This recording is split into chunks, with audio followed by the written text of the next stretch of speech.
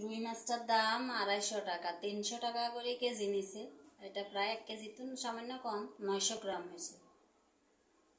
চোখটা দেখো, এই যে এটা লাল মুরগি, দেশি মুরগির মতো মনে হচ্ছে। 340 টাকা করে আজকে মুরগির, লাল মুরগির দাম। যদিও 340 টাকা, আগে তো আরো বেশি ছিল। আজকে একটু দাম কম পাইছি। লইট্টা মাছ, যেমন লইট্টা মাছ পাইছি আজকে মাত্র 150 টাকা করে, অন্যদিন 200 টাকা বিক্রি করে। মাছগুলো মোটামুটি তাজা আছে। তার মাঝে এখানে একটা মাছ শুধু একটু বেশি খাই ফেলছে, পেটু আর কি। লইট্টা মাছও পেটু হয় আবার।